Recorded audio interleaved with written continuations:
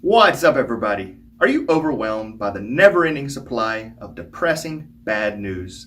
Well, let's refuel our tanks with 7 recent positive stories. This is Getting News for the month of July 2020. A 10-year-old girl has sent more than 1,500 art kits to kids in foster care and homeless shelters during the coronavirus pandemic, is the Getting News headline, courtesy of Ala Elassar of CNN, and a link to the source will be included in the description below. Chelsea Fair, a 10-year-old from Danbury, Connecticut, has sent art kits to more than 1,500 children in homeless shelters, foster care homes, and women's shelters. The kits, which include markers, crayons, paper, coloring books, colored pencils, and gel pens, are sent to schools and shelters across the country as part of Chelsea's charity. The 6th grader launched Chelsea's charity on her birthday in August 2019, when she asked party guests to donate art supplies instead of getting her birthday gifts. The family then set up an Amazon wish list full of art supplies. Every time they get enough donations, they pack up the kits and deliver them. Chelsea said, "I have definitely grown as a person because of this. Now my dream is to meet every kid in the entire world and give them art." Woman attempting suicide in Tokyo has life saved by 20 sumo wrestlers, is the Getting News headline, courtesy of Casey Bessel with Sora News 24, and a link to the source will be included in the description below. A woman in her 30s was walking near the Kinagakawa River. Stepping out onto a pedestrian bridge that spans the river, she climbed over the chest-high railing and threw herself into the water below in a suicide attempt. Luckily, a 70-something local saw the woman fall into the water.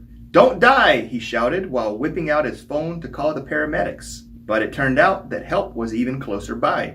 The closest building to the bridge is a dormitory training facility for sumo wrestlers in the Sakaigawa stable. The sumo wrestlers follow an early-to-rise regimen, so the men were nearby and ready to spring into action. They were able to pull her out of the water and onto the safety of dry land, saving her life.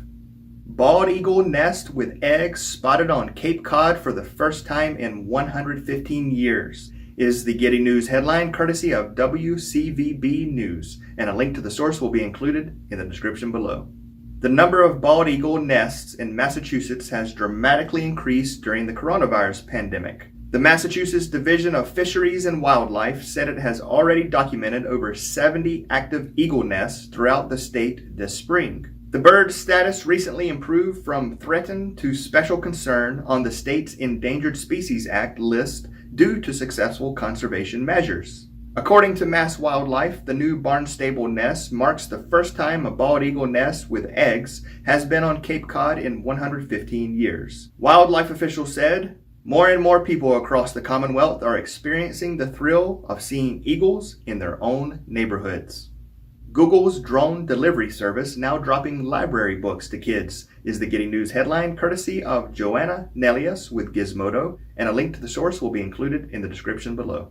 Book-loving kids in Christiansburg, Virginia are about to get a special delivery to ease the boredom of summer quarantine. Google will start dropping books to kids via its drone delivery service, Wing. For many school librarians, getting kids to read over the summer can be a challenge. Having some sort of library book delivery service is essential to make sure children continue to have access to books. Kelly Pasick, a Montgomery County Public Schools middle school librarian, recommended the drone delivery service. Pasick hopes that watching a drone deliver books to their house will entice kids to read more. She said, "I think kids are going to be just thrilled to learn that they are going to be the first in the world to receive a library book by drone."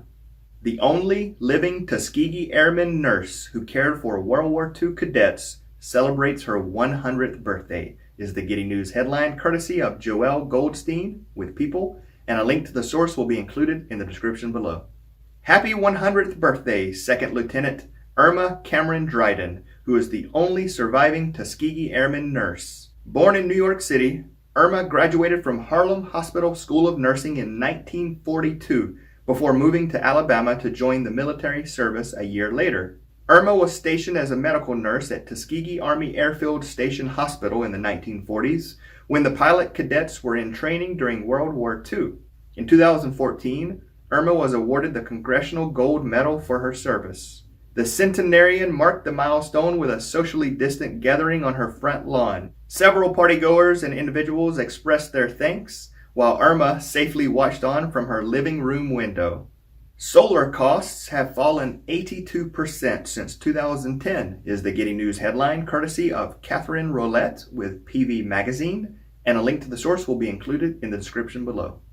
The levelized cost of energy generated by large-scale solar plants is around 7 cents per kilowatt hour compared to 38 cents 10 years ago. Since 2010, the cost of energy has dropped by 82% for photovoltaic solar, by 47% for concentrated solar energy, by 39% for onshore wind, and by 29% for wind offshore. The cost reductions witnessed in the last decade were due to improved technology, economies of scale, supply chain competitiveness, and the growing experience of developers. On average, it's cheaper to commission new PV and wind power facilities than it is to keep many coal-fired plants in operation.